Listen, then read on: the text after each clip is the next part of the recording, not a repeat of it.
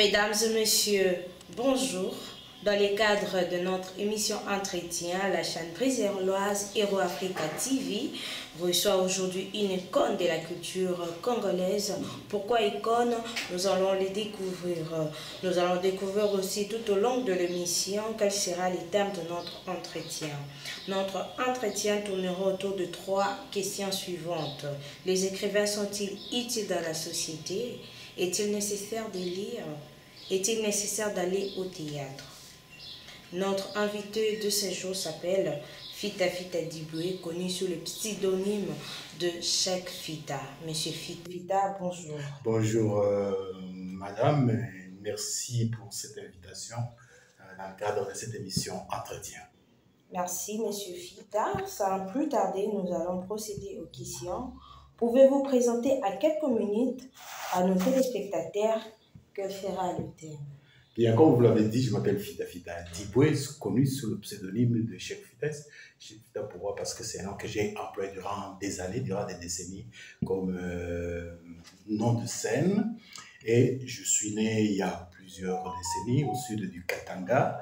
Je suis philosophe de formation de l'université de Lubumbashi, où j'avais eu ma licence, tenez-vous bien, en 1977, c'était pas hier.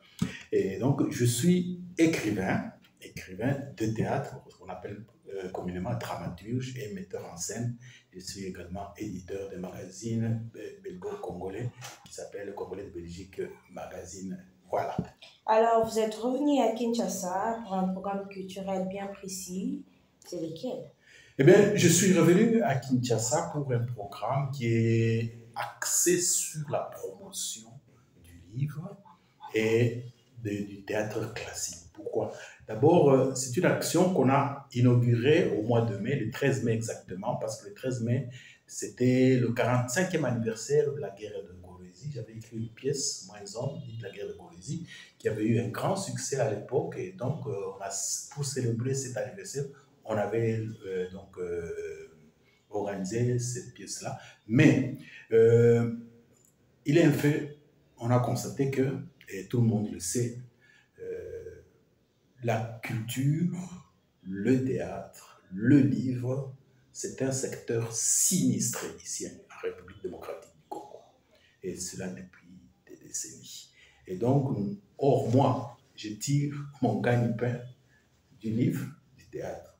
Donc, j'ai intérêt à être l'avocat de moi-même, j'ai intérêt à me battre pour que mon métier, et qui est le métier d'autres Congolais aussi, pour que ce métier revienne donc à l'avant-plan pour que les gens puissent donc lire, puissent aller au théâtre. Et voilà. Dites-nous alors, qu'est-ce qu'un écrivain ou tout le monde peut-il être un écrivain? Bon, un écrivain, comme c'est dit, c'est quelqu'un qui écrit, pas des lettres, mais qui écrit des textes destinés à être publiés. Il écrit des poèmes, il écrit des romans, il écrit des pièces de théâtre, il écrit des essais. Et voilà l'écrivain. Mais est-ce que tout le monde peut être écrivain? J'ai dit non. Pourquoi? Parce qu'en fait, être écrivain, tout comme être artiste d'ailleurs, c'est un don. Comme il y en a qui ont le don de chanter, le don de danser, il y en a qui ont aussi le don d'écrire. Mais ce n'est pas interdit aux gens de s'essayer, hein, mais on voit toujours, il y a toujours une touche entre quelqu'un qui a le don et quelqu'un qui s'essaye. Et donc, ce don-là, malheureusement, Dieu ne le donne pas à tout le monde. Il choisit au hasard, dans l'espace et dans le temps. Et donc, si tu as la chance de découvrir que tu as un don, comme c'est mon cas, eh bien, il faut l'exploiter. Et donc, être écrivain, c'est vraiment un don. Tout le monde ne peut pas écrire. Et du fait que c'est un don, c'est une richesse. Et du fait que c'est une richesse, il faut l'exploiter.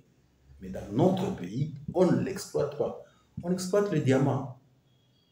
Parce que c'est une richesse. Mais les écrits, c'est aussi du diamant. Je prends un exemple simple. Monsieur Obama, ancien président des États-Unis, quand il publie un livre, le premier jour, il vend déjà un demi-million de livres. Un demi-million de livres. S'il gagne juste $10 par livre, donc le premier jour, il gagne 5 millions. C'est ça le diamant.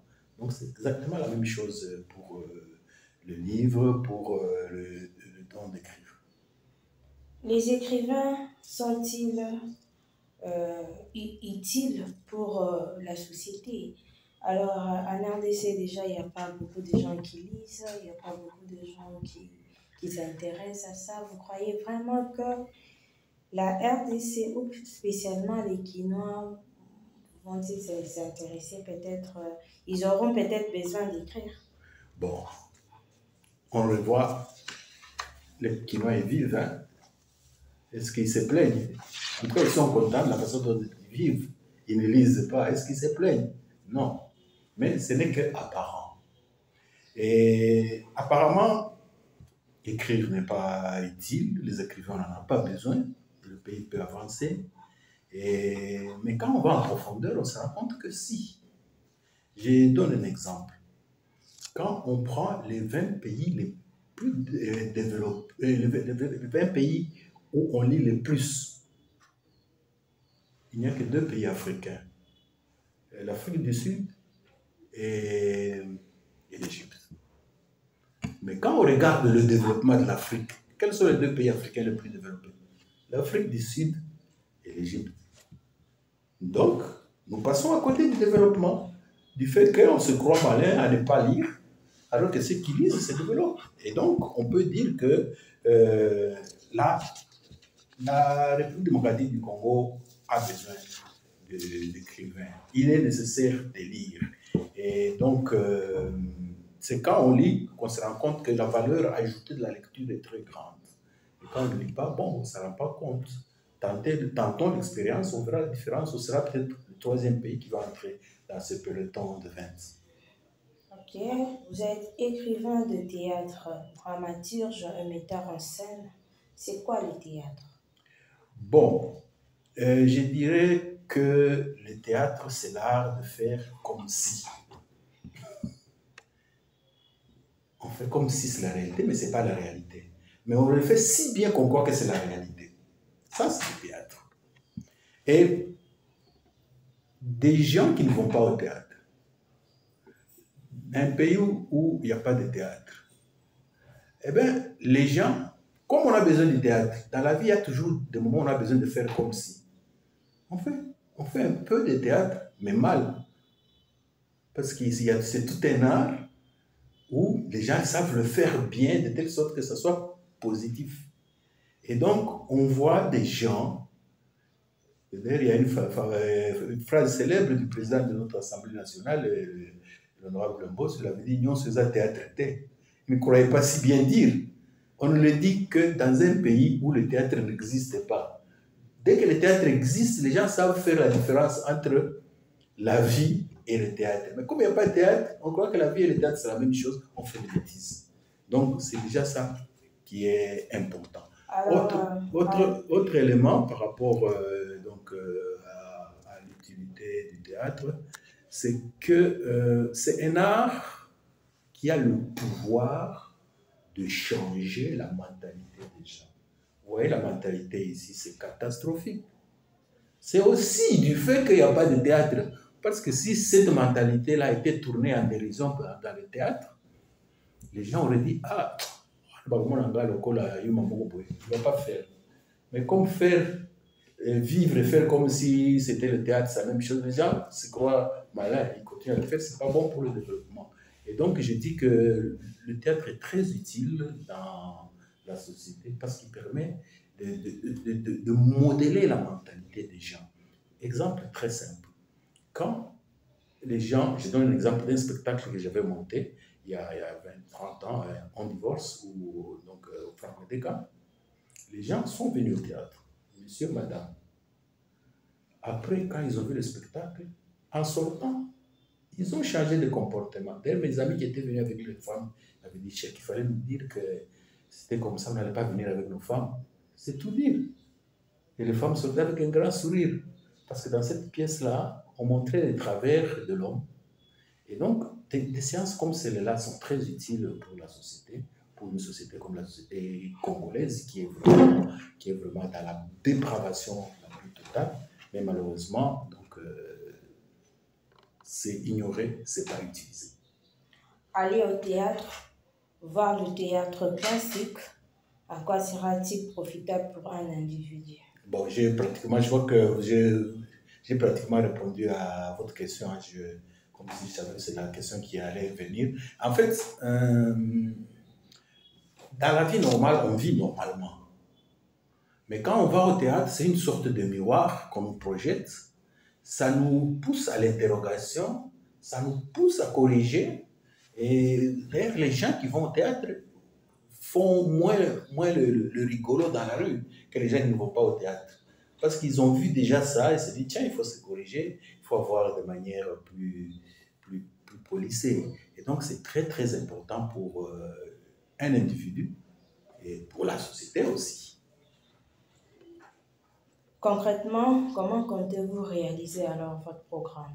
Je disais ceci, mon éditeur, parce que c'est organisé par les éditions OCM dans le cadre du 10e anniversaire de cette édition, donc mon éditeur a prévu qu'on joue le plus possible dans les écoles de Kinshasa. Pourquoi pas de toute la République? Parce qu'à titre d'information, il y a vers les années 88-89, avec ma troupe ici à Kinshasa, je faisais jusqu'à 200 représentations dans la ville, surtout dans les écoles, parce qu'à l'époque, le niveau de vie était assez bon. Les enfants pouvaient payer les billets, et leurs parents pouvaient payer. Mais maintenant, là, donc, c'est devenu un peu dur. Il faut qu'il y ait une promotion, il faut qu'il y ait un coup de pouce. Donc, nous allons commencer dans différentes communes, initier les enfants au théâtre, initier les étudiants et même le grand public. Et j'espère qu'on fera beaucoup de spectacles si on est suffisamment appuyé. Nous sommes pratiquement à la fin. Quel est votre mot de la fin? Non pas de la fin de la vie, mais pour cette émission. Quel message avez-vous pour ceux qui nous suivent ou encore pour les dirigeants du pays? Bon, le premier message, c'est d'abord par rapport aux dirigeants du pays, par rapport à tous les citoyens congolais. Et j'ai dit ceci, il faut soutenir le théâtre. Il faut d'abord, en général, soutenir la culture. La culture n'est pas soutenue. Il faut soutenir aussi le théâtre parce que dans la culture, il y a plusieurs arts. Hein, chaque art a son apport dans la société. Et si cet apport-là n'est pas là, on sentira toujours qu'il y a quelque chose. C'est un peu comme un aliment. Hein. Quand il manque le sel, tu sens qu'il n'y a pas de sel. Quand il manque le piment, tu sens qu'il n'y a pas de piment, etc. Donc, la vie de l'homme, la vie de la société a besoin de tout ça. Mais comme c'est un secteur qui est actuellement sinistré, et il est du devoir donc, de l'État de le soutenir. Mais pour notre campagne ici que nous commençons, je lance aussi un message à tous ceux qui sont des dirigeants, ceux qui ont des moyens.